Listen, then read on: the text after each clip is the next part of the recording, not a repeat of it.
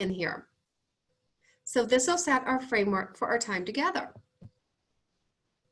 So let's start by looking at a couple of key definitions that you saw in the learning intention and success criteria. So the first term that we want to look at is something called phonological awareness. And that is just a really fancy term for what can we do with sounds? What do we do with sounds that we hear? And what do we do with sounds that we say? And Paige and Susan, feel free to jump in anytime if there's anything that you want to add, because I know Paige, you have an inordinate amount of wealth and knowledge as well. So if I forget something or something pops to mind, feel free to jump in. So, and if we look at this, if we look at phonological, phone means sound. So sound awareness, what are we doing with sounds? Think about all of those things that we do, that you do with toddlers and preschoolers, with the alphabet song and rhyming, all of those kinds of things. All of those are things that we do with the sounds in words. And did I see something pop up in the chat, Paige? You did. Ashley reminded us to record, and so I did. Thank you. Thank you. I would have been like, dang, thank you. So in phonological awareness, we're manipulating the oral sounds in words. And when we think of this, this is really pre-K kindergarten and some first and second graders. If we have students with reading delays, you may have special education students that you're doing phonological awareness with in third and fourth grades. If they have severe reading deficits, these are definitely something that you're working on. Students who are dyslexic, this is their biggest struggle area, is sounds. So we think of it as primary, but we absolutely have third, fourth, and fifth graders that we do that with. And are the paras and special education teachers, are we representing kindergarten through fifth grade? Preschool as well. Okay, perfect. So you'll see another term, it looks very similar to phonological awareness. Phonological is like the big term, and all of these little things come off of it. Phonemic awareness is one of those, and that is the ability to work with the sounds. When we're doing phonemic awareness, we're manipulating and looking at the sounds. Phonology is oral. What we hear in phonemic awareness, it's also sound, but it's also we start doing some writing and looking at letters, and we start manipulating. If I see the letters C-A-T, what does C-A-T spell? As opposed to if I say k-a-t, what word is that? That's more of a phonological awareness. So they're very, very related terms. Just think phonological awareness is sound. Phonemic awareness is really looking at the letters, knowing the letters, and manipulating those sounds. It's all very similar. And Paige, I'm also wondering, I'm thinking that if you get me a list of everybody, I will also share this PowerPoint with everyone so they have this to refer back to, because there's some great things in here as well. And so when I share that, there's also an article down here that's linked that reviews these terms for you. So if you wanted additional information, this is a great place to go. And Reading Rockets has amazing resources for all things early literacy on it. It's one of my go-to places to learn and review anything having to do with early literacy. And I see Katie and Paige are nodding also. It's a fantastic site. So this is a great place if you're just wanting a little more information and definition, you've got those there. So if one of you will send me the list, I will share the presentation afterwards, as well as the recording. So with that, we have three terms that fall under that. Phoneme is a huge term in early literacy. A phoneme is just an individual sound. If I said cat, I have k, a, t. I have three sounds. It's just the individual sounds. If you take your name, how many sounds in your name? If I take Katie's name, Katie has 4 sounds. She has the K, the long A, the T, and the long E sound, and we'll get more into that A syllable are the individual units within a word. So if I say every word, every syllable has to have a vowel, and that rule is going to be crucial as we get further into this. So know that it's the individual sounds in a word. Every syllable has a vowel. That's key. And that's something that we have to be really explicit with our students. Like, we have to tell them that. Some students don't know that. So if it's okay to say to a kiddo, is there a syllable or is there a vowel in that sound? And then decoding is just the ability to take what we know about letter sound relationships in phonics to sound out words. And if we look at our special education students, a lot of times this is a struggle area. And part of that is they have not been taught explicitly how to sound out words. What are ways to do that? So those are 3 terms as well. And again, I feel like I'm just talking to my screen, and so it's kind of weird. So if you have questions, or please do not hesitate to put anything in the chat. If you go, that doesn't make sense, go back and I can repeat it. So please, please, please, because I'm a person that really thrives on feedback when I present. So like head nods and things like that. And I can only see 2 of you now because of my presenting screen. So do not hesitate to say, stop, slow down, ask a question. If you put it in the chat, Paige can let me know. So please, please do not hesitate, because I know that a lot of this, you might be going, this is brand new. So when we look at phonological awareness, and these are things that we're going to go more in depth about. Oops, go back, there we go. So rhyme and alliteration, sentence segmenting, syllables, onsets and rhymes, and all of those lead to phonemic awareness. And so these are terms that you might, if you're looking at a student's IEP and you're a paraeducator, you might see some of these terms. And really, when you see these terms or you hear teachers talking, it's really, can they manipulate the sounds? Can they take sounds to make words and break them apart? So let's look at early reading skills. So what do our earliest readers need to be able to do and be proficient in? So one of the things that is absolutely crucial and essential when you're working with young readers, and I would say I've even heard this in 3rd through 5th grade, is something called clipping sounds, because it is essential that we are saying our sounds correctly. Because what happens if we don't clip our sounds? We're adding an extra sound to the word. So for example, if you've been working with a student and they're stuck and you go, that word begins with "ba," you've done the B and a short U. You've done 2 sounds. And so then when the student hears that, they're hearing the B and the U, and so they're trying to find what 2 letters make that. So when we don't clip our sounds, we're adding an extra vowel sound. And so we don't want to do that, because it really does impair their ability to sound out the word, and then also spelling. Because if I say that word, if I say b-a-t, then it sounds like then kids are hearing B, short U-A-T, and then possibly a U at the end. So we want to make sure that we're not adding those sounds. And I will tell you, it takes practice, because sometimes I have to even stop myself and be really intentional. So it's like you've got to cut the sound. And so what we're going to look at is a video, and you're going to hear all the sounds clipped correctly. And so what I want you to do after we do this, I want you to tell me what you noticed.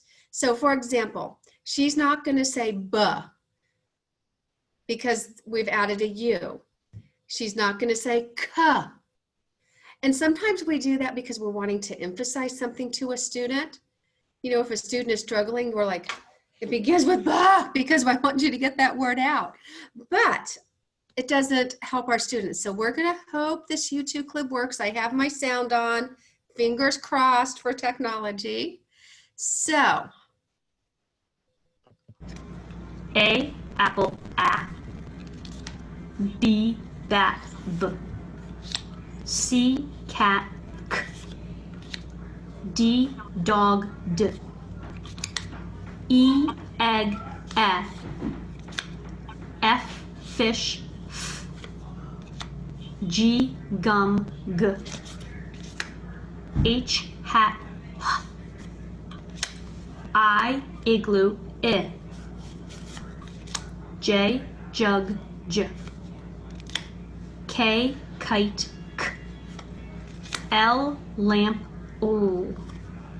M, man, M. N, nut, N. O, octopus, ah. P, pan, P. Q, queen, qu. R, rat, S, snake, S. T, top, T. U, up, V, van, V. W, wagon, W. X, fox, X. Y, yellow, Y. Z, zebra, Z. So, what did you notice about those sounds when you heard them? Um, for me, it's something I've had to be very conscious about the past 6 months. I now have two daughters that have speech and language needs. So it's been I have to focus on it. And it's, like you said, it's a struggle. And I'm constantly like on my husband, like, no, remember, we have to say it correctly. And he's on me. So we're constantly just practicing and correcting, and it'll take work, but it's definitely something that helps. The improvement I've seen just in 6 months is amazing. So they related it to familiar words for the kids. I like how short and brief it is too. I was thinking of students that I could do this with. As soon as they get to like my table, we could do the alphabet. Even if they have mastered their sounds, blending words are really hard. So going through these would be a really good like starter activity to get them going because it's quick and short. I think LLI has the book. I'm trying to remember. It's like the letters of the alphabet, and you go through it at the start of lessons. Oh yeah, so that could be something that might be beneficial. The one that the alphabet that they hang up in the classrooms that you're talking about. No, yeah, they gave me an actual book. Like it was a book she bound. We've used the poster too. I can't. That's one thing, especially Emma, for some of your kiddos, is being consistent with what they're hearing in the classroom. Because like those posters has A for apple, but another one may have A for alligator. Mm-hmm. So just making sure we're consistent, especially when we're training them to listen to those sounds. Well, and you know, Katie, when you just said that, if you listen to the difference in the A in apple compared to the A in alligator, that A in alligator has a little different sound.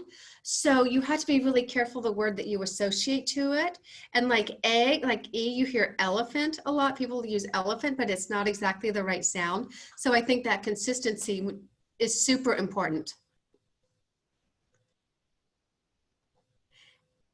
Anyone else? What else did you notice? I don't know if there was any merit to this or something I've noticed, but usually when I've seen them, it's like apple. I like how they put the word between the letter and the sound. And that's very intentional. And I like the 3 parts. Like it says the letter, the word, the sound. Like it's just like it encompasses all of the things that you need to recognize. Maybe not necessarily the word, but the word helps them associate the letter and the sound. But it's just very intentional, and it goes over the 3 parts that you need to know. And I love what you're thinking, because really, not only do we as adults need to say them correctly, but we need to teach our students to say them correctly as well. Because how many times have you heard a student sound out a word and they're doing the same thing? So just consistency with teaching students, that I think is a great point too. So I love that. So, and it does, and it takes practice, but I will tell you, our speech language friends will be really excited that we're doing this the right way too. And so I will tell you, that's one of my concerns that I just kind of get a little angst about with remote learning and parents. And so on the parent resource page, I have put this video as well and made one for parents about how to clip sounds, because just so that our parents know too. So anything else that you noticed?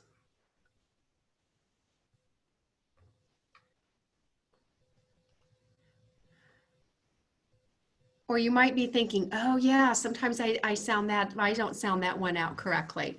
Like I think the Y, because it's a lot of times it's yeah. I mean, so you have to learn to like cut that sound off. And I think, because how many times do we go, yeah, and we just add that extra sound at the end. So I always have trouble with the R and the X because I feel like people don't Mhm. say the R consistently all the time, so I never know which one to use. See, an R is that that kind of growl sound. Yeah. It just sounds like an ER whenever people say to me, it just, Yes. And on Because- the X card, it listed the X and the S together when she made the sound. No, and so sometimes I know I have to intentionally stop and think, because it's so easy for us as adults to just kind of say them, that it really takes practice. So that's what we're going to do a little bit. So here's what we're going to do. And you're going to be so excited that you guys are on mute because you will, oh, I guess it's not on here. Oh, wait, I'm going too far ahead. So we're going to have some time as we practice sounding out some words to clip those sounds. But I think it's also great to have, that accountability partner, and not in a bad way, but that person to say, hey, I'm going to practice this. How does it sound? Because we want to make sure that we have it right before we do with our students. And we don't, if somebody says, hey, in front of a kid, hey, you didn't say that right, then that's that, it's practice in a safe place. And just, go through those sounds and listen, or record yourself on the, we'll have our phones that have the voice to text, write yourself a note on those or type it and practice it and read it, because it really does take practice. And I'm hearing a lot of you say the same thing. So it's important to practice that. But if we don't do our sounds correctly, we really are not setting our kids up for success with spelling or reading those words. So important stuff. So we'll practice clipping in just a minute as we work with phonemes. And we said that a phoneme is basically the sounds that we hear in words. And one of the things that we have to remember is that number of letters does not always equate to number of sounds. If we have a CVC word, we're pretty set. If we look at bat, we have 3 letters, 3 sounds. It's a direct correlation. B, a, t. So we have 3 letters, 3 sounds. That's great.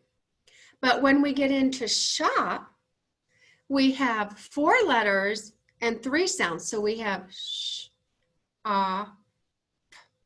And so we have to teach kids that. So if you're working with a kiddo to sound out a word, you can, and we'll see how hopefully this will show up. Sometimes when you're helping a kiddo, you may have to put it into these boxes like this. And I hope that is showing the right way. So I put the SH in for sh, the O for the short O, and the P for p. So if you're working with a kiddo and they're struggling, you can put them in boxes to help them, because they may need to learn that at the beginning. And so it's not always a direct letter and sound correlation. I'm looking at Connie's name. She's on my screen. She has 6 letters, but she has 2 N's that make one sound and the IE that makes the long E. So 6 letters, but 4 sounds. And sometimes we have to teach the kiddos that, because they don't always know. We can't assume that they know that. Even if you're 3rd or 4th grade and working with a 3rd or 4th grader, some of them still don't know that. And so this is a great strategy to use when you're helping kids sound out, is to use those boxes as well. So again, if we take task, 4 letters, 4 sound, direct correlation, short T or short T, short A, S, and K. Past has 6 letters, but 4 sounds. And notice that the ED doesn't make the D sound, it makes the T sound. So sometimes kiddos are like, but it's a D, but it makes it, so you have to tell them it makes a P. So phonemes, and there are 44 phonemes in the English language. So if students know those 44 phonemes, they can combine to make all the words they need to know. So are there any questions so far? Because again, I feel like I'm just talking to a screen, which I am, but any questions so far on that?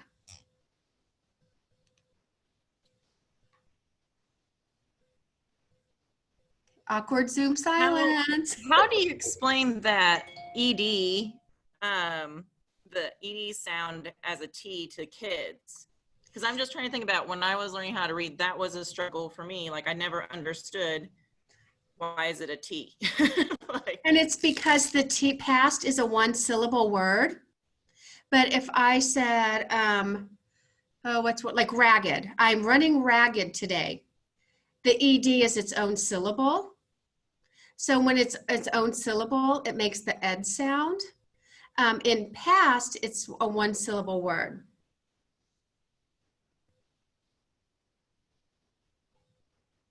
And I love that. And that's something that sometimes we have to tell our kids. I mean, I know when I was teaching 6th grade, like I taught those rules to my 6th graders because they just didn't know.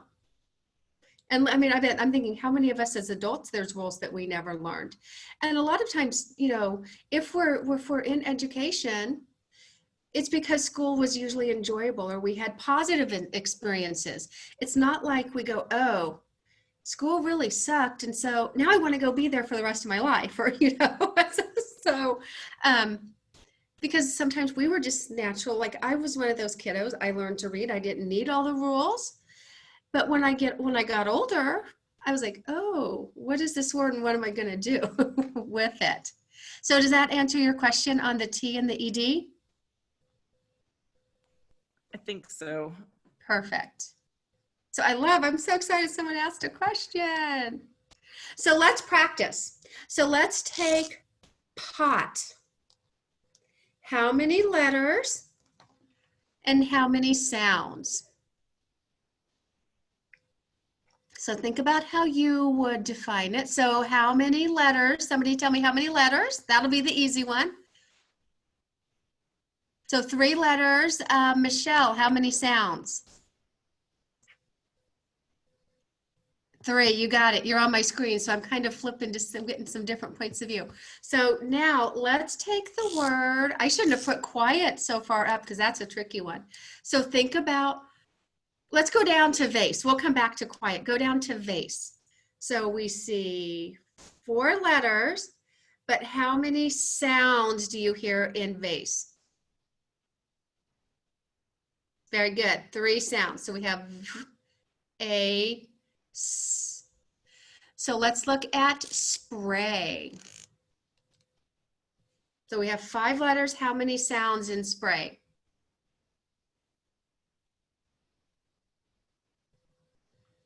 Okay, I see lots of 4. So we have A. We have the AY combining. Hi, Troy. And then we have clasp. So let's go to clasp. Letters and sounds. So we see 5 letters. How many sounds?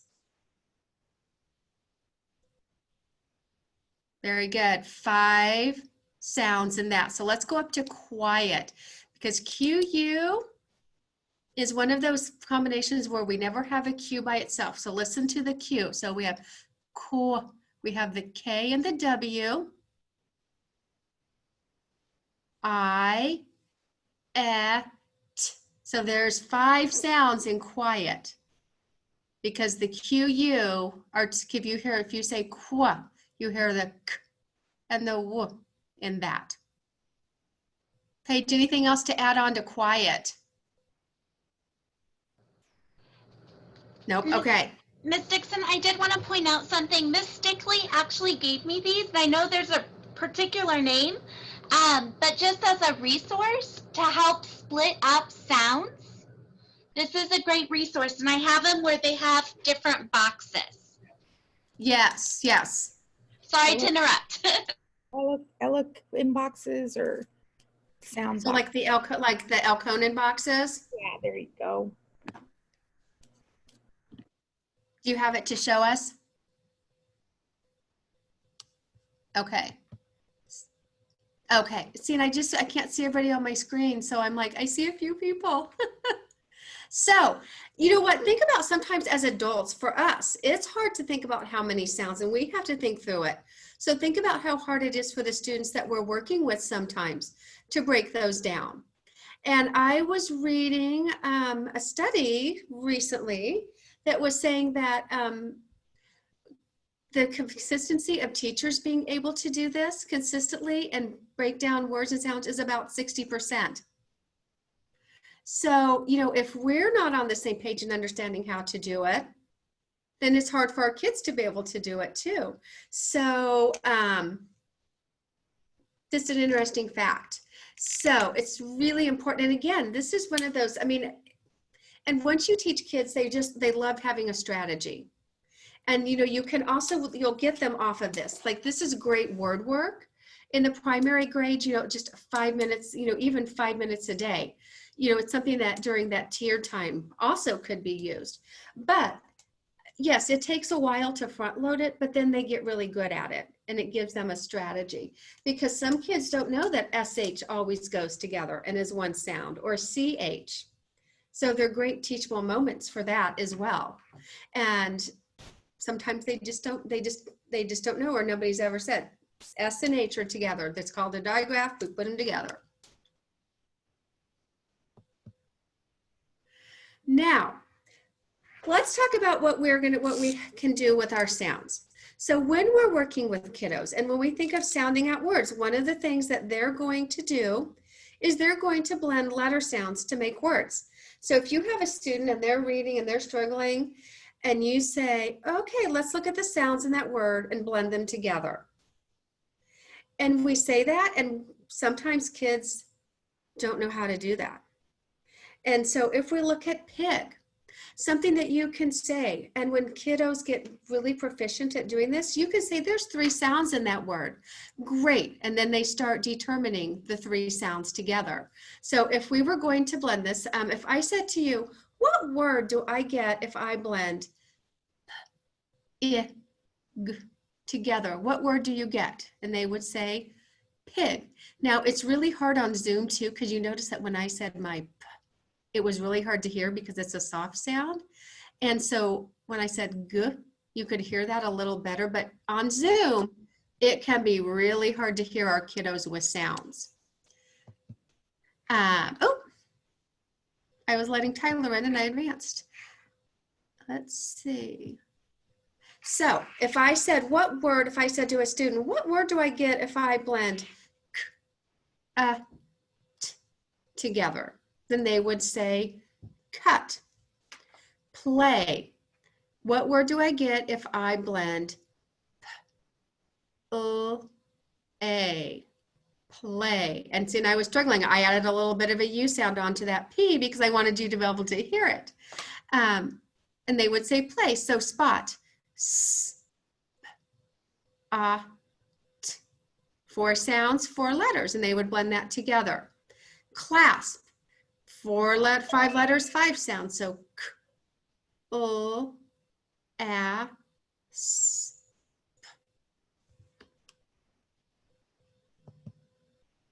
All right, so let's practice blending. So, and you see the words, I've got them there so you can see them. Now, I want to point something out when we get to one down here. So let's look at the first one. So if I said, st, what word would I get? Lost. What if I said,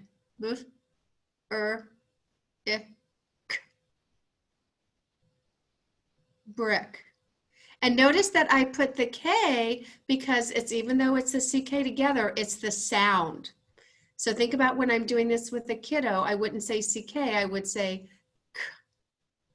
So the next one, I've got the line over the O for a long O. So K, O, T, coat. So they would be blending together 3 letters, or 3 sounds, excuse me, 4 letters and 3 sounds. So plant, N, T. And they would blend it for plant. So notice that what the word that it makes, and notice how these are a little different because this long O is really represented by the spelling OA, and this K is really represented by the letters C and K. So that's why it looks a little bit different. Think about word looking at a sound.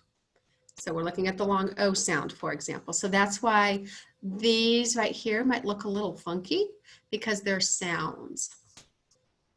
And these are great things. Like if you're working with a student, and let's say you have a small group and, you're waiting for your kiddos to come and you're a paraeducator and, I've got 2 of my kids and I'm missing one and I need to wait a minute. This is great. These are great word activities to do with students because you could get through 2, 3, 4 words in a couple of minutes and you're using that wait time for your other students to come in effectively. And they kind of like it. It's a word game. And, it's something that you go, if you get it, you can use Starbucks or things like that as great job, a great way to reinforce with Starbucks. But this is something that's great, like in a whole class. In the perfect world, let's say you were lining up to go to PE and music or something, or you had a bigger group during a time, great thing to do, whole class and small groups. So great way to use those little minutes or 2 minutes that you find with kiddos throughout the day. Or if you have if you're working with a student that really struggles, great thing to practice with that kiddo 2 or 3 minutes individually or when they're reading with you to reinforce those skills. We can also segment sounds, which means we can take a word and we can separate it into its components. So if I took the word smile, I could segment that into 3 sounds, 4 sounds, excuse me, S, M, I, O. So I can break a word into its individual components. And we want kids to be proficient with both because as they blend and segment, and as they segment, then you can manipulate and you can add on sounds, take sounds away and add on sounds to words. So if we segmented pit, it, clock, 4 sounds, I would segment. K, O, A, K. Now, notice on race, tell me what I did. Why did I put an S when I segmented it instead of a C? Because it makes an S sound. Okay, it's the sound. And what else? Yes, it's followed by the E. And so again, that's that teach moment. And I read your lips, so I saw you. So exactly, because that's again, we want to teach those kids that rule. Like if that was rake, it would be a K sound. So we want to teach those kiddos those rules. And so those are important.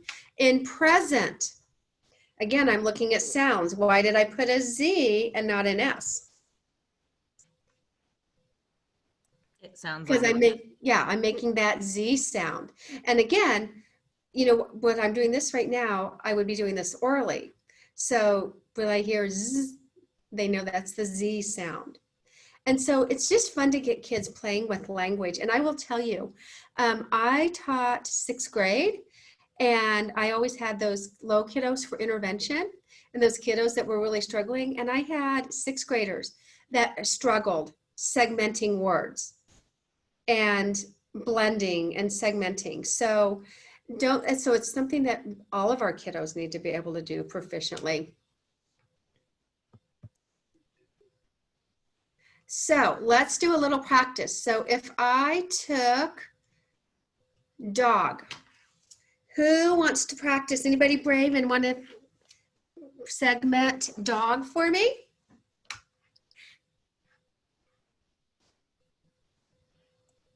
I'll do it. You're all jumping at once.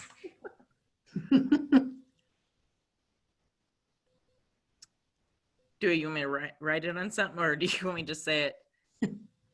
So how many sounds would I segment dog into? Oh, 3. 3. So I would have d, g. Okay, so can somebody tell me how many sounds I would segment chop into? 3. Very good. 3. The CH would be 1, the O, and the P. Roam. And I should have taken that capital R off. So how many would I segment it into? Very good. 3. I would have O, because that OA is a vowel team and those go together. Now here's a tricky one. Tuesday. And you know what? I see a lot of people doing this. Sometimes I still have to do that. So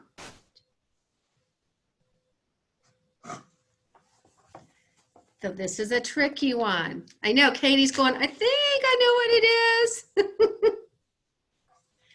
And I'm going to make a box for this one. So, you know, when kids, so you can always, you know, do some box practice. So the first sound, I see lots of people saying 5. Let's see. So I have t, long U. What's my next sound? S. That Z sound, twos. D. And then my long A. So there's 5 sounds in that word. Katie, you got it. You win. You got it. I know she was getting like, I got to get this. So that's a hard one because we have UE together. And so we have to think about what sound does that represent? And notice that letters and sounds are not always the same. S can be, it can be this, it can be Z. C can be S or K. And so a lot of you said, I knew that in race, it was the S sound because it's followed by an E. So those are great things that we have to teach our kiddos sometimes. And sometimes I think what happens too is it's second nature to us, so we just forget. Or, you know, I don't know. I mean, I'm thinking about myself. I know when I was in college during the whole language phase where it was all discovery based and we didn't teach explicit phonic rules. But the research is so clear on we have to be specific. So we can also substitute sounds. And this is something else that even older students struggle with, and they kind of like it in terms of making it a game.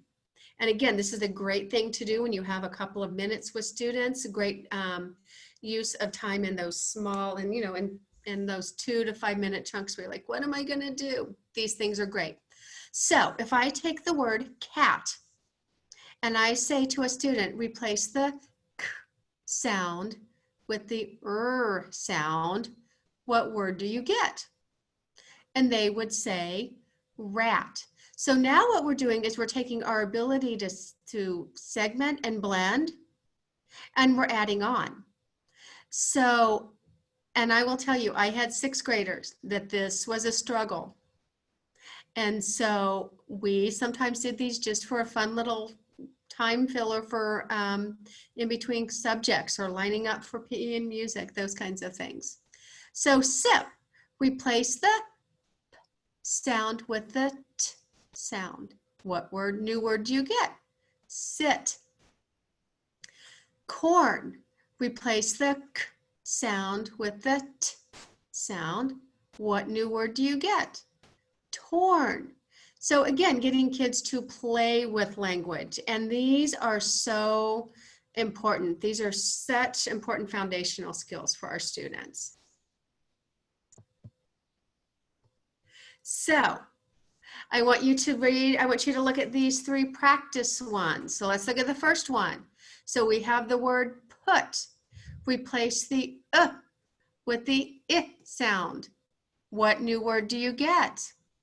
Can someone tell me what's our new word? Hit. Hit. Very good. Hit. Replace the t sound with the sound. What new word do you get? Him. Very good. Farm. Replace the sound with the sound. What new word do you get? Harm. Yeah, and so these are just, like I said, these are great for all grade levels. You'll notice that hit would probably be more of a primary example because it's a CVC. Farm with those R-controlled vowels. You know, they're second and third graders that would be great practice for. So we've been going for a little bit, and I know that the special education teachers are hopping off for another 3 o'clock. So let's take a bit of a break because we know that the teachers can head to their next training, and we will start back up at, let's see, 3:05. We'll take about a 7-minute break, and that can give everyone a chance to get where they need to go. So we will start back up at 3:05. Thank you for doing this. All right. Enjoy your break, and I'll see you back in a few minutes. Katie, are we back with Sawyer again at 3?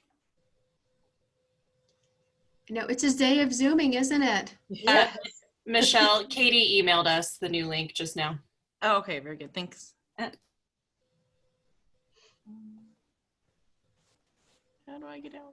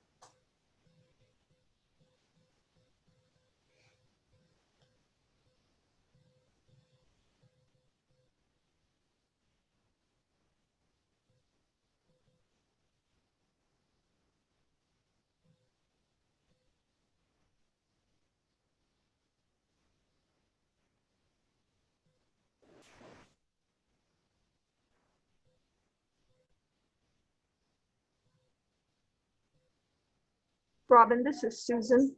Yes. Did you give, there were 3 things happening at once in my life and I didn't hear. Did you give them a 10-minute break or something? I did a break until 3:05 because we've at 2:58. It was just kind of, I know teachers had to get to, Right. teacher had to get to a training, and we were just at a good break. Good deal. I wanted to thank you so much. And you'll hear more from me later, but this is exactly what we need. Thank you so much for bringing Okay. it to And us. I was like, I hope it's so hard, Susan, to present on Zoom. Yep. Because you And don't so hard get, to teach on Zoom. I know. And I see, like, when you're presenting, you only see like 3 people. Right. And that's So the I'm like, hard part. I know. And so I can't see everybody. So it's like, but so this is kind of what you were envisioning. Yes, exactly what I was Okay. envisioning. And you are bringing exactly the information that we all need to be good teachers. And I appreciate, and when I say good teachers, I mean, I'm including peers because they are teachers and they are oftentimes the teacher that some of the kids spend a lot of time with. And they are teachers in our building. And I know, this will and help them that's- be even better teachers in our building. And I love when you were talking about playing with language, I think that is just so key. Is there a good place for them to go to get some more examples of playing with language like you were doing about changing the first sound or changing the last line? Where would they find words that they could do that with?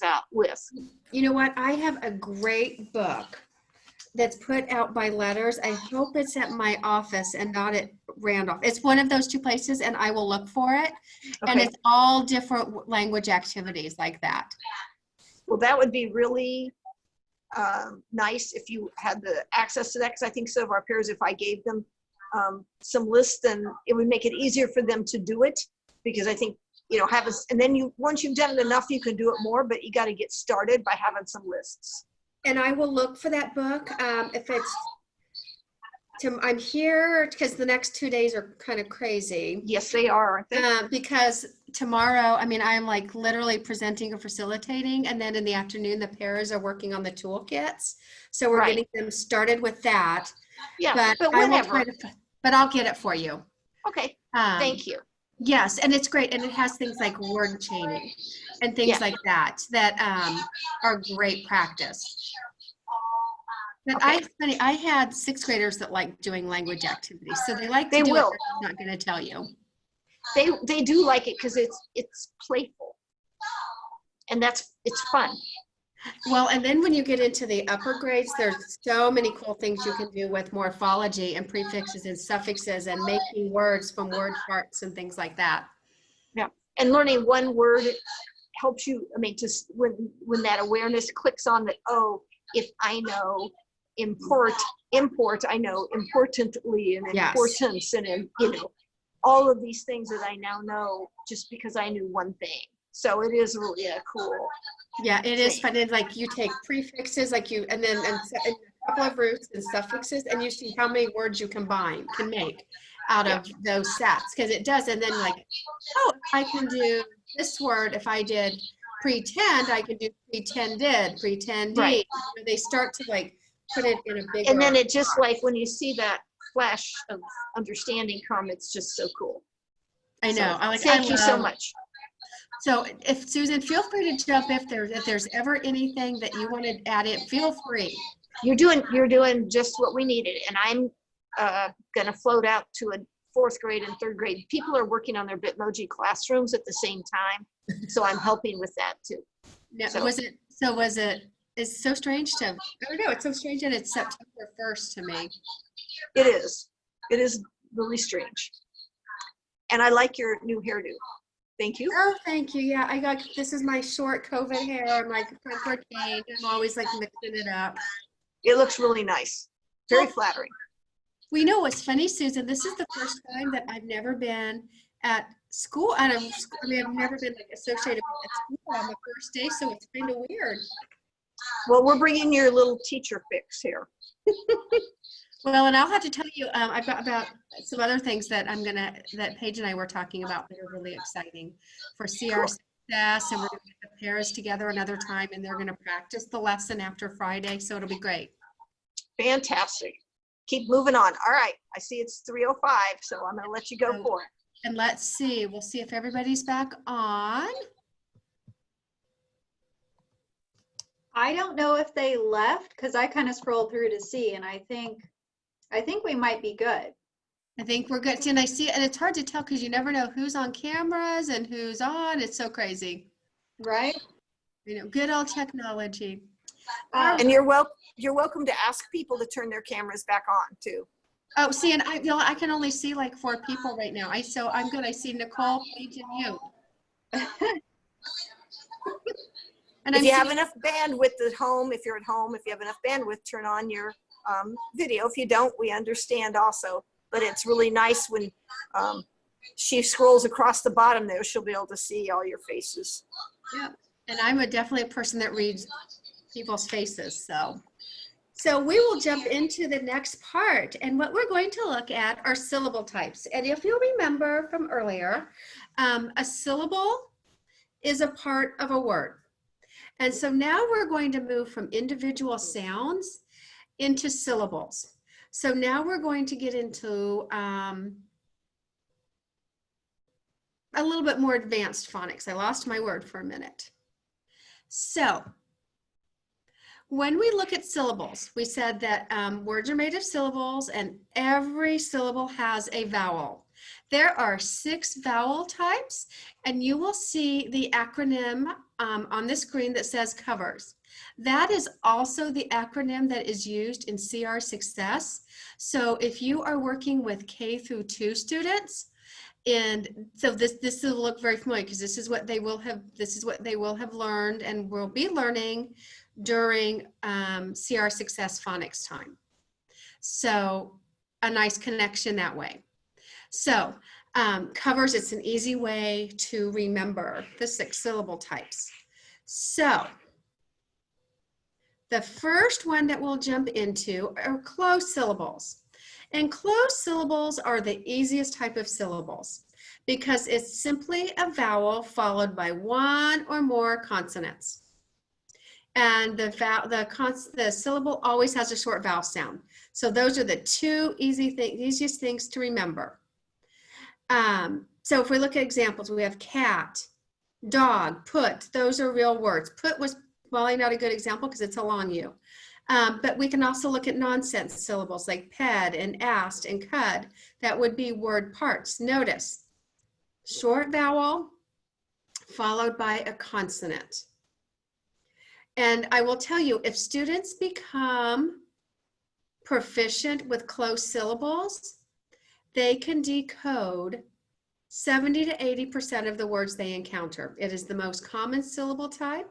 And so if students know the syllable type, they are well on their way to successfully decoding when they read. And again, don't forget, if I see some people taking notes and things, I believe Paige already sent me, or Susan, I can't remember which one, a list of, I will send you this presentation so you've got it. So don't feel like you have to take notes. If you're like me, though, it helps me process. But just know that this is coming, so you do not have to fast and furiously write. So if you're working with primary students, especially K and 1, CVC words, closed syllables are your go-tos, and we build from there. Open syllables. So an open syllable ends in a long vowel sound. So if I take po, notice I have a long O. And the way I like to teach it to kids is that sound could go on forever. If I said po, I could go on until I run out of breath. In a closed syllable, that vowel is cut off by the consonant. Tro, chi, stay. Notice that stay is an open syllable because it's the sound that we hear.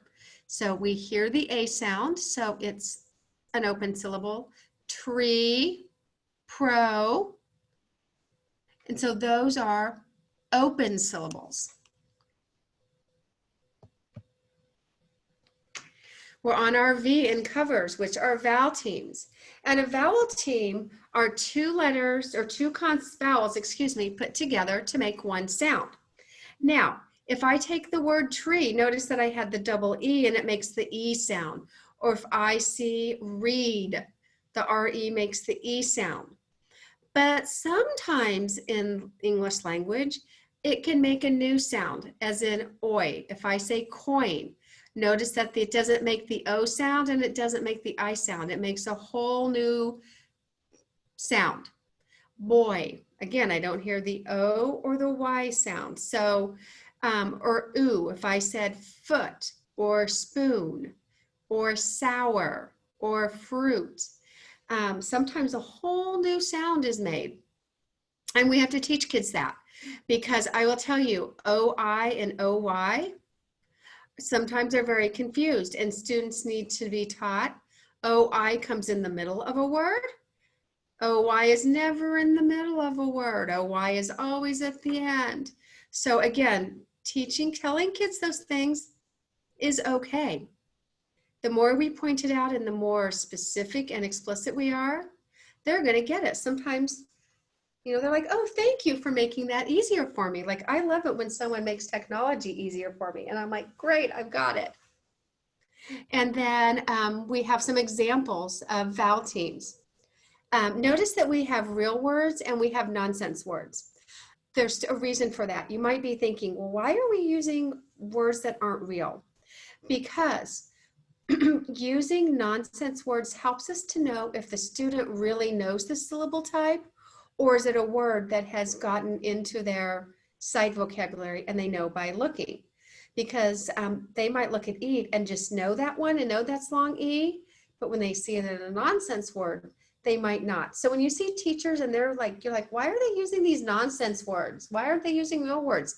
They will be using both to make sure that students truly know this vowel sound, because or syllable type, because the goal of knowing syllable types, the ultimate goal is to be able to break a word into syllables and then sound it out. LE.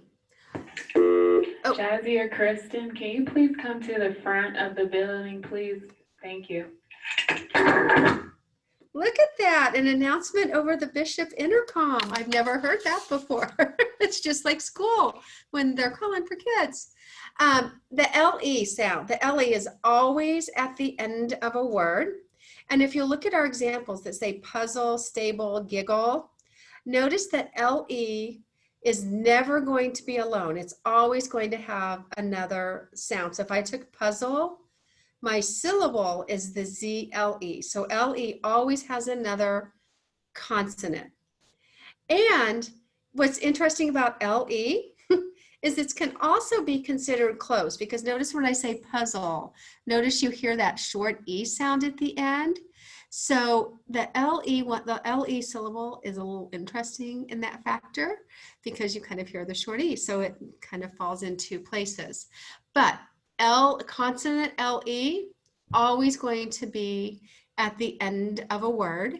Sometimes you'll have a double consonant and sometimes you won't.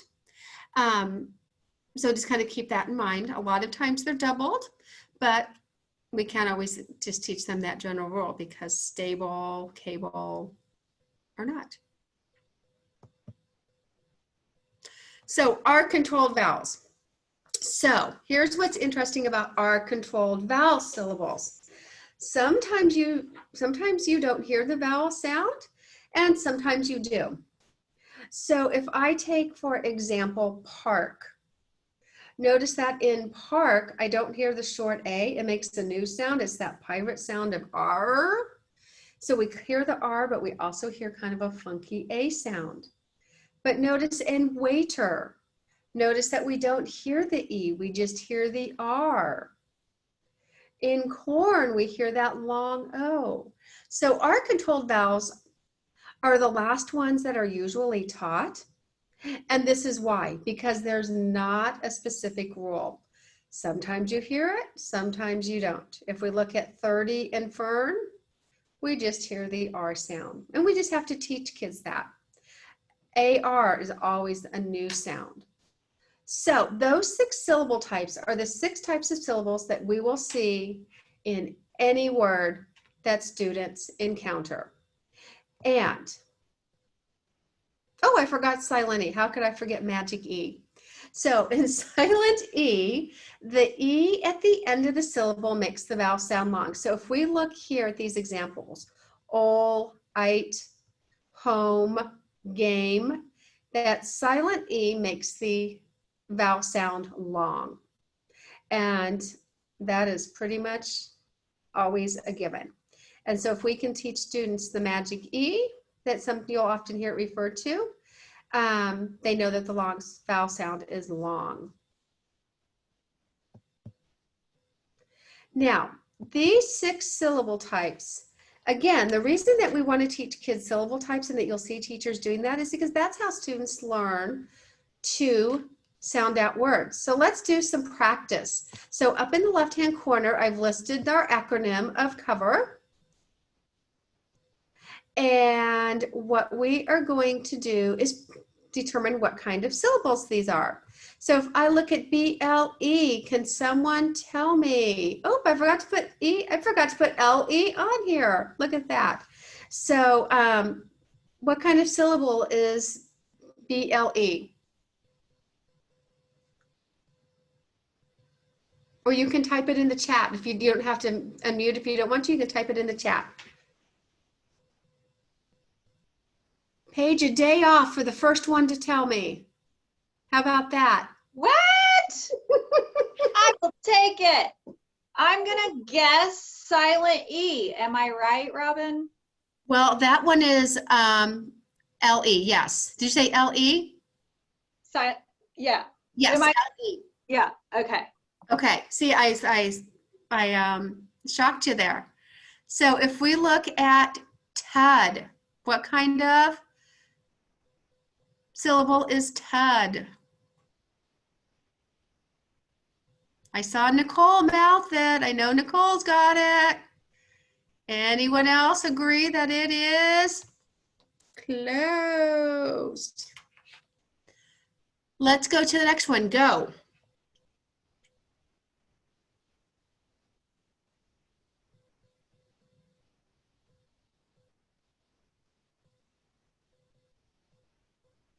How many of you said open? Yes, Nicole's doing the big zero, the big O. Let's go down to this one. Let's go down to poig.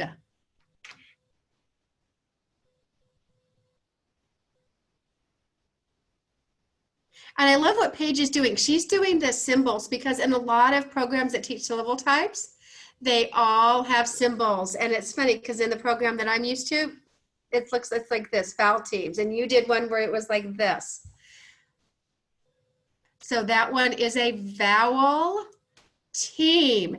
And I will tell you, students, like this is a common error. Kids will look at that one and they'll go, oh, it's a closed syllable. And you say, oh, how many vowels do you see? And they say 2. Oh, then it can't be closed. What is it? So sometimes they just need a little bit of a reminder because they'll look at the end and they'll go, oh, well, there's a G and I see a vowel. Well, you really see 2 vowels. So getting the kids trained that way. How about this one, gar?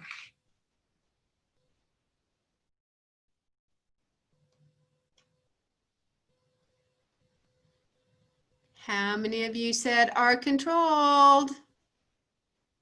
Clap for yourself if you got it. Or clap on your emoji icon. Oh, look at that. I got so excited. I have advanced slides. Let's do one more. Let's try hawks.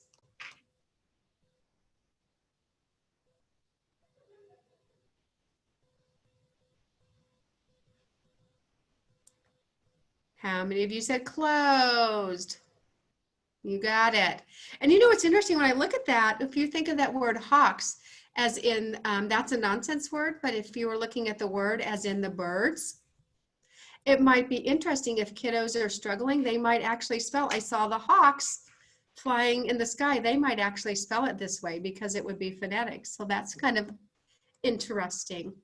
So you will see, and I know that Susan, correct me if I'm wrong. Are you on, Susan? I know you're helping people. Okay, I know she was helping with Bitmoji.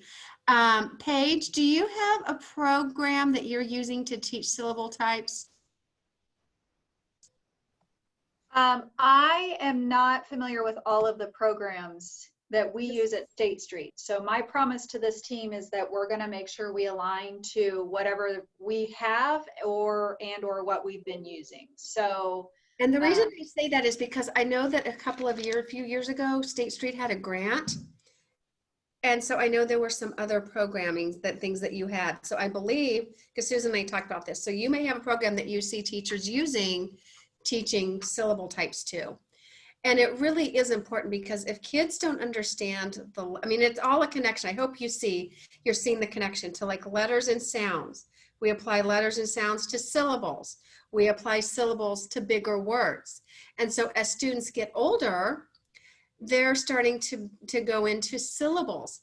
And as kids get proficient, like I told you before, if you tell a student and you say, oh, there's three sounds in that word. As students get older, you can say, oh, there's 3 syllables in that word. And the students know that I need to take that word and put it into 3 parts. So it really is a building progress. And again, also think about this. You might have students that are in 3rd or 4th grade, 5th grade, that still are kind of struggling with letters and sounds. And we know that we have to have that solid to move to syllables, because I know I've said this multiple times. If they can't decode, they can't read and they can't comprehend. And our goal is for our students to comprehend. And we know that sometimes we have some students that just need a lot more explicit instruction in these. All right, so multisyllabic words. So this is just a fancy way of saying sounding out words with multiple syllables. So we looked at the individual syllable types, and now we're going to look at putting those together. And there is a strategy called Spot and Dot. And I know that Susan is going to have you watch a video that I did this summer on Spot and Dot and how to teach students to spot and dot the syllable types to sound out a word. So I don't know when you're going to, I don't know what day that's going to occur, but just know that more detailed training is coming on how to spot and dot. And this is an amazing strategy. I will tell you at 52, if I get into some really specific vocabulary or something technical that I don't know a lot about, I still do this.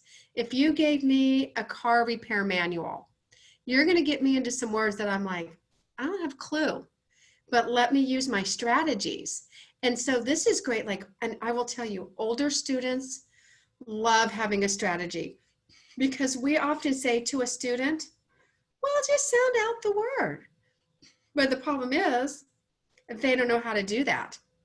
And so Spot and Dot teaches students how to take a longer word and break it into those 6 syllable types to effectively sound it out.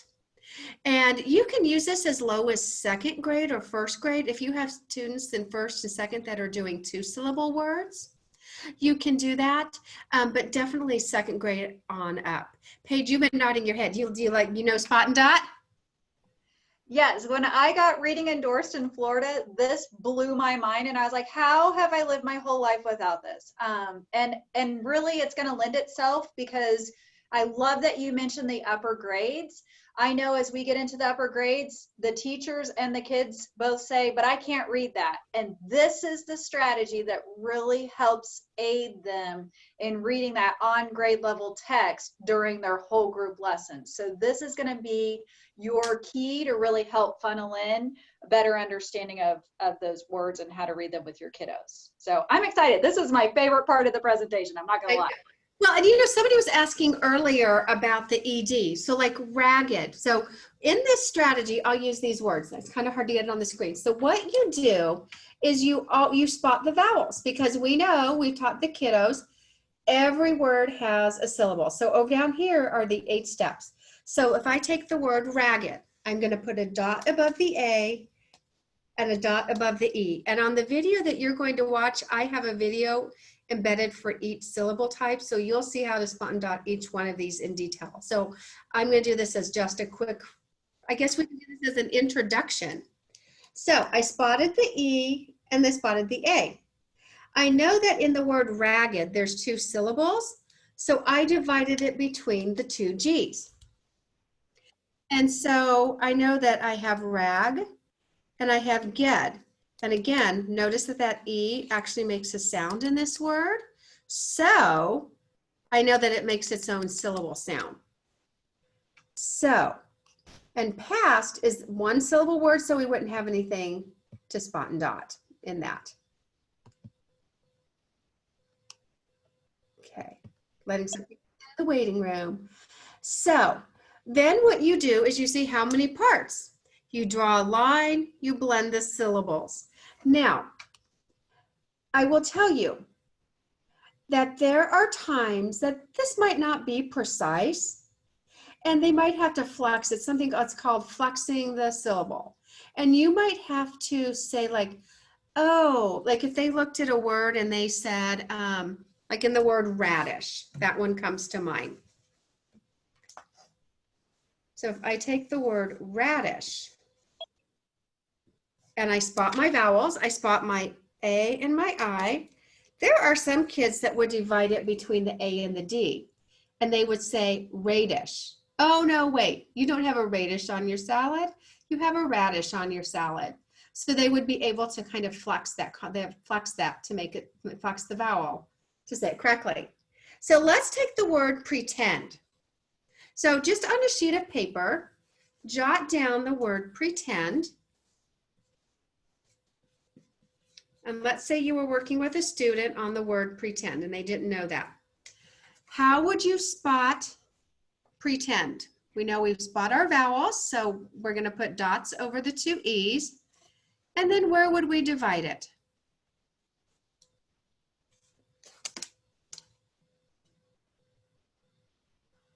So can someone tell me where you would divide that word? And you can type it in the chat if you want to. After the first E. After the first E, very good. And we also know that PRE is a prefix. So we would keep that together and then the kiddos would say pretend. And I will tell you, there is something magical about this strategy that, like I said, I had 6th graders that would do this. If you've got 6th graders that'll use a strategy in a grade school, it's going to work. So let's take the word organize. So write the word organize and spot your vowel. So put a dot above each vowel. You should have 4 dots.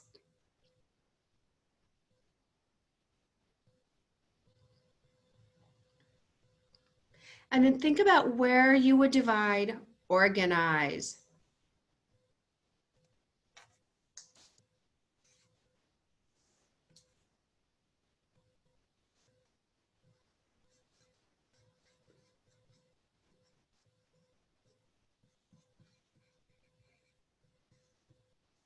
And if you divide this word, we have 3 syllable types in this word.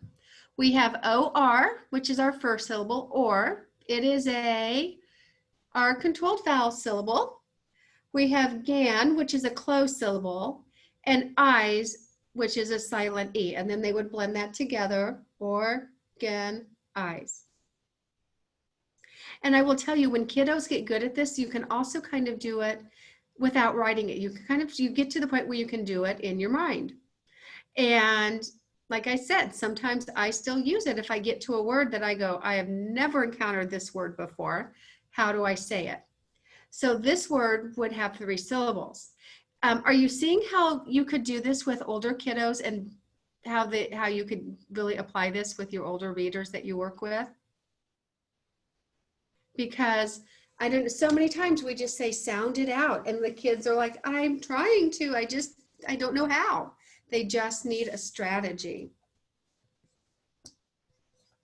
And especially for kiddos who are like that are dyslexic or have dyslexic tendencies, very crucial.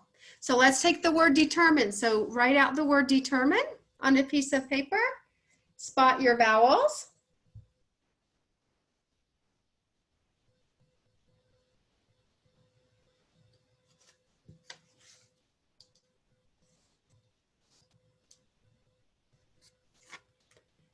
Now, sometimes we have we can have variations in how we spot and dot. So if you spot and dot is slightly differently, that's okay. And that'll, when the next training that you'll watch on, specifically on detailed spot and dot, I'll go into that. But deter, and this is a place where, if we look, it has I-N-E, determine, but then the kiddos go, oh wait, that's not a word. I'm going to flex my vowel, determine. So again, it's not always going to be 100% exact, but it's going to get them 80% of the way there, and then they just have to flex it. Paige, anything else that you would say on that? No, I thought that those are great examples because it is true. The longer those words get, the more complicated it gets for sure. And, if you've got older students, it might be very common for them to be doing, 3 and 4 syllable words on, within one sentence even. If we look at this sentence where it says you will be completing a training that focused explicitly on this strategy, explicitly, lots of syllables, strategy, multiple syllables. So, if you have a whole sentence of words that are multisyllabic that you don't know how to decode, number one, you're either going to like give up. And those kiddos, you know, sometimes when you're working with a student and they act out and they get frustrated, like, I'm not reading this, or I don't want to do this, and they kind of shut down. Always think about, is it because they can't read it? Is it because it's too hard? And because especially the older they get, they're trying to save face. They don't want you to know that they can't read it. They don't want their peers to know that they can't read it. They would rather get in trouble for misbehaving than get caught not knowing something. And so again, as you're working with those students, especially if you've had them multiple years, you're going to know which students struggle. And if, as you're getting new students, you know, really building that relationship and that comfort, because I will tell you, 9 times out of 10, they would rather get in trouble than be wrong, than admit being wrong. And so that's just always something to think about. If you see a kiddo and they're all of a sudden they seem to kind of have veered off, is it because that reading material is simply too hard? Or do they need that strategy in place? So, I mean, sometimes, I guess I'm always, you know, I think as adults, sometimes we're that way too. It's hard to admit if we don't know something. And, you know, we're not put on the spot. Think about being a student and we're saying, read this, read it now, figure this out. And they're like, I don't know it, but they know that they should, or they're trying to please you or save face, things like that. Lots of things that could come into play with that. So I think, well, we will not do additional practice right now. We already did some of these. So we'll go to the next one and you'll see these in the presentation as well. So let's think about what are some other decoding strategies that we can teach students when they're working with longer words. First of all, is it a compound word?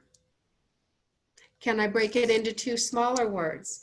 Mailbox is really 2 smaller words. Sandstone, 2 smaller words. So if it's a compound, butterfly, and you say to the student, that's a compound word, where they're 2 smaller words, it gives them a strategy. Because if we say, what's that word? They're going to do this. I don't know. But if we give them a strategy, that's a compound word, there's 2 words. Can you tell me the first word? Oh, mail. What's the second word? Box. Push those together. Are there smaller parts of the word? So for example, in upsetting, I have up and I have set, 2 smaller words in there. Rigor, I have the word rig and I have or. So teaching students to look and see, is there a part of that word that I know? Because sometimes if they know of one of the smaller words, that's all they need to figure out the rest. I think with this too is just developing confidence. We want our kids to be confident to take risks, and we want them to be confident to try these strategies. So it's also setting up that environment. And I think what's great for you all is you will have students that you have that relationship with, that you may have had this student last year or even the year before. So you've got those relationships and things built with them. Prefixes and suffixes. Teaching students, is there a prefix on the word? Is there a suffix? If I take the word pretend, I see the prefix pre. Upheaval, I have the prefix up and the suffix al. Sugarless, well, less is a suffix. What do I have left? Reading, ing is a suffix. What do I have left?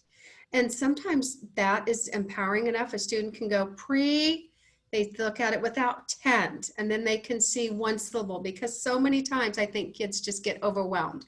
They see a word with more than 4 letters and they go, I got nothing.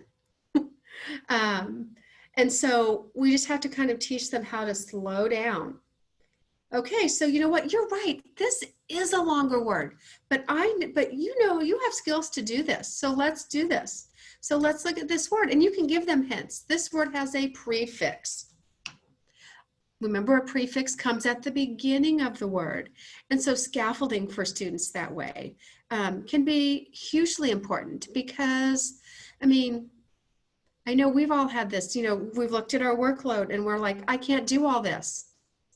But if we break it down into manageable chunks, at the end we go, oh, I did all 29 things on my to-do list. Look at that, I did it. I just had to break it down. And so it's really just sometimes building confidence for students and teaching them to break that habit. You know, kids that struggle to read, sometimes it's a lot of that, like, I'm out of here, it's too long, like the word affixes is a hard word. I mean, a student might look at that and go, not happening. But if we can help them break it down. So I really do think a lot of it, and especially we have kids that have a lot of learned helplessness because they've said, I don't know it, and someone's jumped right in.